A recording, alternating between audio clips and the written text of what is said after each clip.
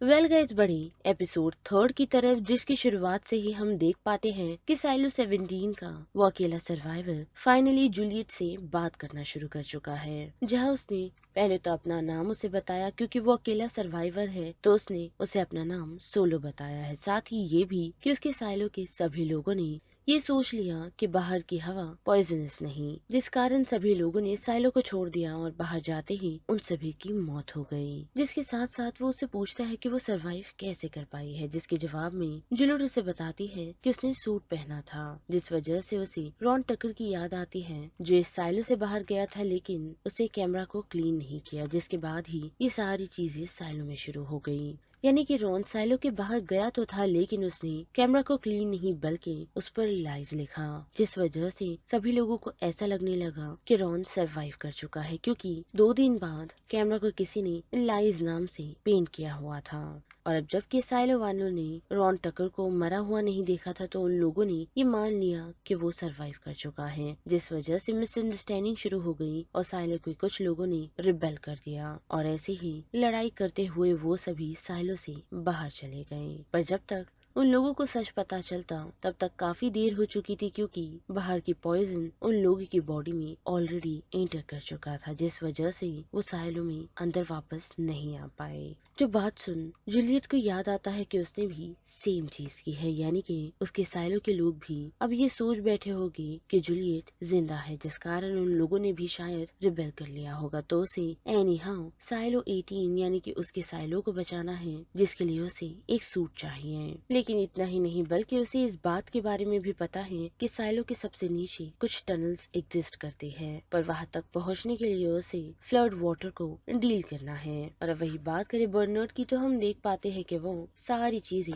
Book के according ही कर रहा है, जो कि एक कॉम्प्लीमेंट तो नहीं लेकिन इस बात की समझ हमें जरूर देता है कि शायद इस तरीके से वो साइलो को खत्म कर रहा है, क्योंकि किताबों में लिखी हर चीज सही नहीं होती। यानी कि उन्हें भी कुछ रूल्स को ब्रेक करना होगा ताकि वो यहाँ यानी कि इस साइलो में रह रहे लोगों को एक नई उम्मीद दे सके। क्योंकि हमने देखा ही कि मिडो ने उसे ये कहा कि अगर उसे इस साइलो की क्राइसिस को हैंडल करना है तो सबसे पहले वो द ऑर्डर की बात ना सुने। यानी कि बुक में ये लिखा है कि जो भी रिबेल करना शुरू करे उसके अगेंस्ट उन लोगों को खड़ा होना है या फिर उन्हें अरेस्ट करना शुरू किया जाए। जो बर्नर्ड करता भी है वो भी उस यंग शख्स को अरेस्ट करवा कर जिसने जूलियट लिव्स लिखा है, वो भी मैकेनिकल की वॉल्स पर। जो सेम चीज द ऑर्डर में लिखी हुई है और वही चीज मीडियो से करने से मना करती है, क्योंकि जूलियट ने ना सिर्फ कैमरा को क्लीन नहीं किया बल्कि उसने सच में सरवाइव किया है, जिस वजह से सभी लोगों को ऐसा लगने लगा है कि बाहर सब कुछ सेफ है और उसी कारण बर्नर्ड को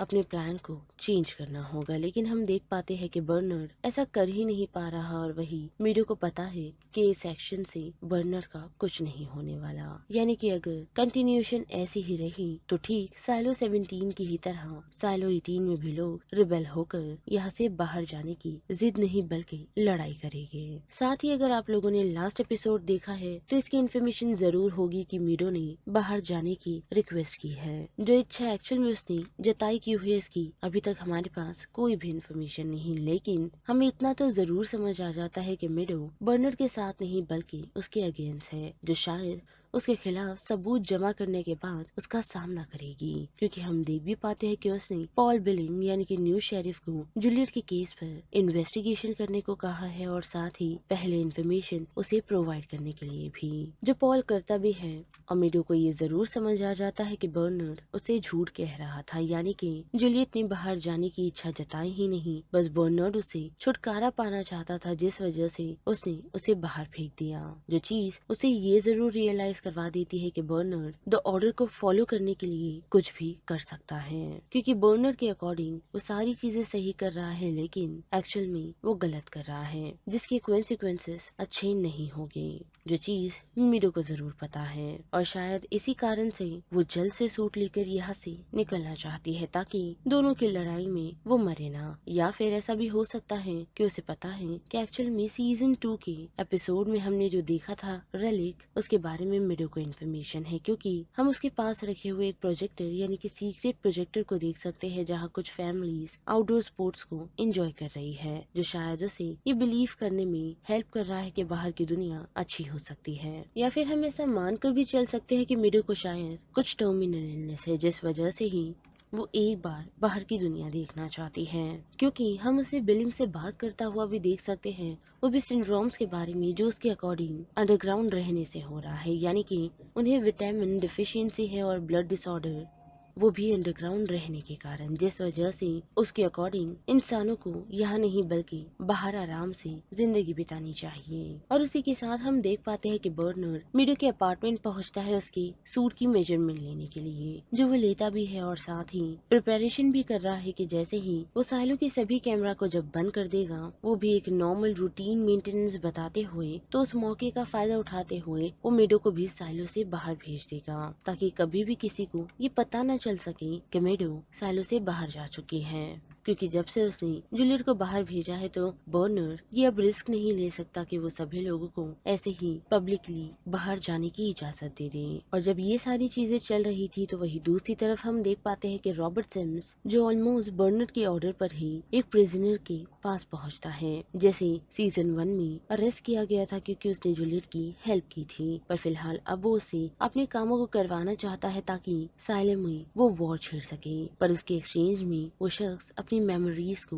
इरेज करना चाहता है, जो वो करने को भी तैयार है। और हम देख भी पाते हैं कि जब सभी प्रोटेस्टर टेडी के लिए पीसफुल प्रोटेस्ट कर रहे होते हैं तो वही रॉबर्ट का वो शख्स एक फायर बॉम्ब पुलिस स्टेशन पर फेंक देता है, जिस वजह से वहाँ के गार्ड्स प्रोटेस्टर्स पर हमला कर देते हैं। जिस बीच कूपर मारा जाता है, जो सिर्फ उन लोगों को शांत करने की कोशिश कर रहा था, जिसकी मौत से नॉक्स और शर्ली डीपली इफेक्ट हो चुके हैं, जिस वजह से नॉक्स शर्ली को टनल में मिलने के लिए बुलाता है ताकि वो और शर्ली मिलकर आईटी के साथ साथ जुडिशियल्स को कूपर की मौत का सबक सिखा सकें, क्योंकि उन दोनों के इस बात की इन्फॉर्मेशन है कि आईटी या फिर जुडिशियल्स में से किसी न किसी एक ने उनके खिलाफ ये जंग छेड़ी थी, यानी कि मैकेनिकल के किसी शख्स ने वो फायर बॉम्ब फेंका ही नहीं, जिसकी इन्फॉर्मेशन उन लोगों के पास जरूर है, जिस वजह से ही अब उनके लिए ये पे बैक का टाइम है। और लास्टली हम ये भी देख पाते हैं कि डॉक्टर पीट निकोलस आईटी के अगेंस्ट जाने का सोच चुके हैं, क्योंकि सीजन 1 में ही हमने देखा था